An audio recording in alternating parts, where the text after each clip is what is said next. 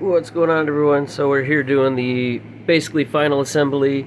Now in my mind, final assembly is I'm putting it together, everything's painted, wired up, it should function, everything should function the way it should, or is supposed to.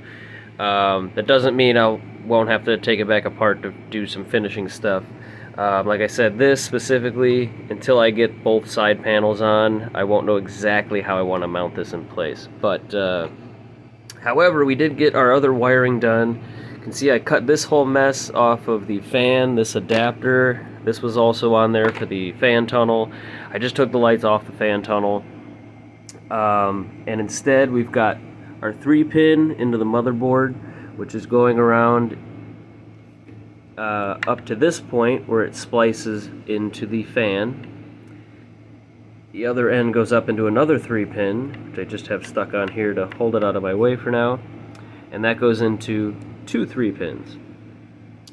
So one of them is for our temperature display. Got that on the 3-pin. The other one, of course, is going to be for our fan. Now I was going back and forth all over deciding to hook this fan to the fan controller, to the 5 volts, the 12 volts. It's going to be easiest to just go to 5 volts, I think. It's going to move plenty of air. At 12 volts, just that fan would be capable of replacing all of the air inside this console 2 times every second. More like 2.5 times. So 5 volts, it's plenty. This one will also be 5 volts, and then these, our LED strip here, will all be on our fan controller. Yeah, so part of this was really confusing. As you can see, for starters, the 3-pin on the 360 motherboard is different than a standard 3-pin. I've explained this before. They have the ground in the middle instead of the other way around. So as you can see here, ground in the middle, this would plug into the motherboard, and then the power's on either side. However, when you come to this 4-pin adapter, you can see the yellow goes to red and the red goes to white, the black goes to black. So that's confusing to begin with. All of these cables on the adapters I use are either black or red, so I had to figure that out. At the same time, swapping, I know that the blue is positive on the temperature displays, so I had to splice that to the ground and vice versa, and I had to do the same to this fan and switch those around. So now everything's fine. Each of those are going to plug in very simply. So yeah, I am literally at the point now I'm going to plug this in and start to put the side panel on, put the fan and everything on there. I do still have to re-drill that extra hole on the fan that I explained in the last video, where somehow, I don't know what I did, but one of the holes is off center. So I got to re-drill that real quick, and then I'm going to use a little bit of hot glue like this just to kind of hold it in, certain cables in place as I'm putting it together. And then we're going to test it out, see what it looks like, and then the next video on the YODA build should be the final reveal of it. So let me do what I said I was going to do, because I already forgot.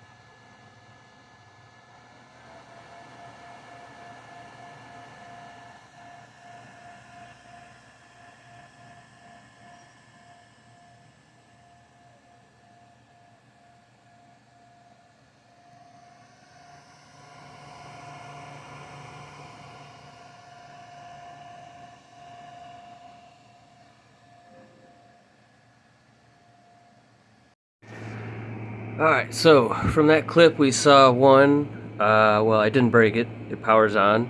You can see it does take a couple tries of it booting to turn on. This one, as well as the RGH1, their boot times are a little bit slower than like the Slim I did recently. But other than that, I mean, everything seems to work. Obviously there's some wiring that seems to be touching that first fan there, which is not totally surprising. I didn't do a lot of cable management. Just wanted to get it together, make sure everything's working right. Temperature display is good. Other fans are good. This works good. It does make a weird, like, almost like a Star Wars noise, I guess. You can hear it turning the fans on once you reach that limit of actually providing enough voltage for the fans to start spinning. It does seem to still heat up quicker. I'm feeling like I want to put this heatsink sideways as well as that one. And I think I might also flip these fans around. One, that'll prevent the wires from hitting the blades, and two, I think this trying to pull air out is kind of fighting the natural flow of this one already being an exhaust and trying to pull air from all sides. If I do that, I might still consider putting this onto the controller, but I also kind of just want to put this on 12 volts. But I'm gonna have to decide that. This is just a short list, well, kind of a long list of just finishing details we need to do on this. Another thing, obviously there's a big gap here. I need to make some kind of plate or something to fill that in.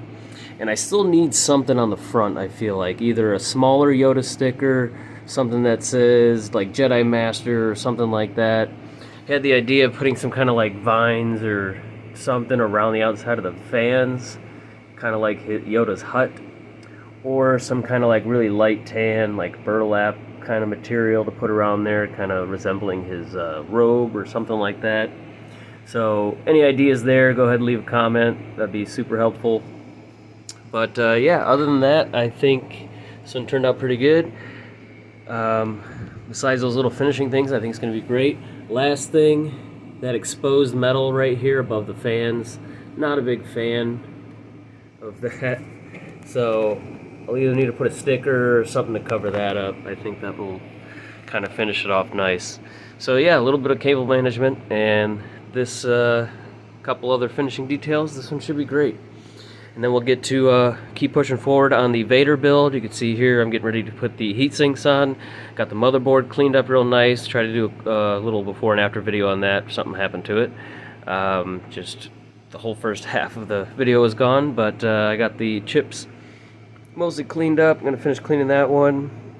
And we'll get the new paste on. Get these put on. And yeah. We're going to keep going on that one. So that's it, guys. Thanks for watching. See you in the next video. Oh yeah, one last thing to address. You could see the power light was just blinking, and that's going to be non-stop. I think as long as I just plug in the SATA cable into the motherboard, it'll trick it into thinking the DVD drive is there. If not, I don't know, I'll try to figure out a way to trick that so that it's not just constantly blinking and thinking, you know, the disk drive's missing or something like that. Anyway, goodbye.